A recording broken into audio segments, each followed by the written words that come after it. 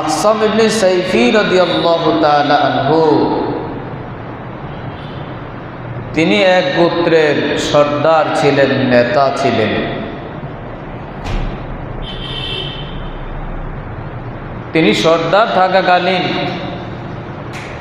সংবাদ পেয়েছেন মক্কা নগরীতে একজন ব্যক্তির আবির্ভাব হয়েছে যিনি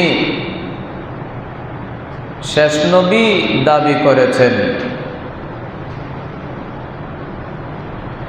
আকসাম ইবনে সাইফু জানেন শেষ নবী একজন আসবে, তার কিছু আলামত আছে। আকসাম ইবনে সাইফি রাদিয়াল্লাহু তাআলা আনহু তিনি এখনো মুসলমান হন নাই। সত্য নবী কিনা যাচাই করার জন্য নিজের শিষ্যদেরকে বললেন যে আমি নিজেই ওই ব্যক্তির কাছে যাব, গিয়ে যাচাই করব যে আসলে সে সত্য নবী কিনা। আকসাম ইবনে সাইফি রাদিয়াল্লাহু তাআলা আনহুর অনুসারী যারা, তারা বললেন হযরত আপনি তো হলেন একজন নেতা মানুষ, আপনি একজন সর্দার, একজন নেতা, সরাসরি আপনার যাওয়া উচিত হবে না।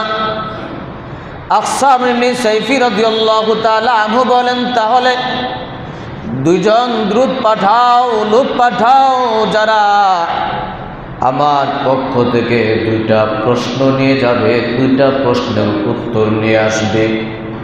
নির্ধারণ হলো দুইজন ব্যক্তি, তারা রাসূলুল্লাহ সাল্লাল্লাহু আলাইহি ওয়াসাল্লামের কাছে গেলেন, গিয়ে রাসূলুল্লাহ সাল্লাল্লাহু আলাইহি ওয়াসাল্লামকে দুইটা প্রশ্ন করেছেন। প্রথমত বলেছেন, ইয়া রাসূলুল্লাহ, হাবিবাল্লাহ, আমরা আকসাম ইবনে সাইফির পক্ষ থেকে প্রেরিত দুইজন ব্যক্তি।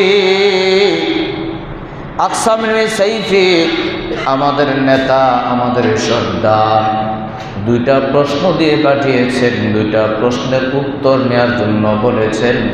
দুইটা প্রশ্ন হলো মান আনতা ওয়া মা আনতা।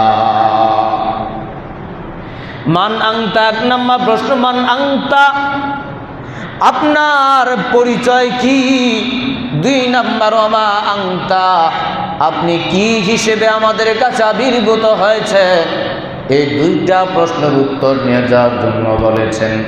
নবীজি দুইটা প্রশ্নের উত্তর দিয়েছেন। প্রথম প্রশ্ন মান আনতা, আপনার পরিচয় কি?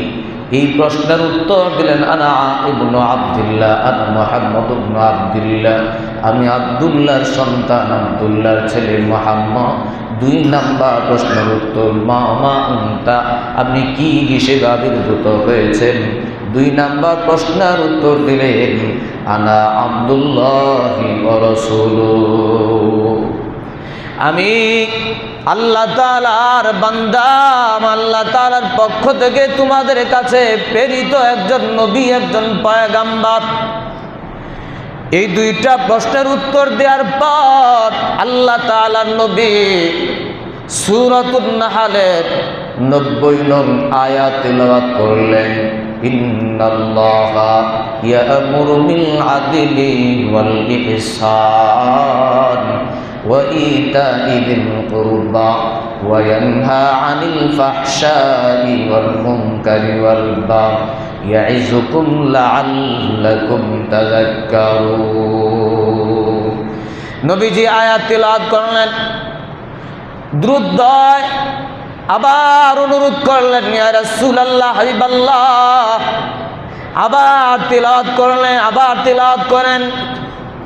নবীজি আবার তিলাওয়াত করলেন, আবার অনুরোধ করতেছেন ইয়া রাসূলুল্লাহ, আরেকবার তিলাওয়াত করেন।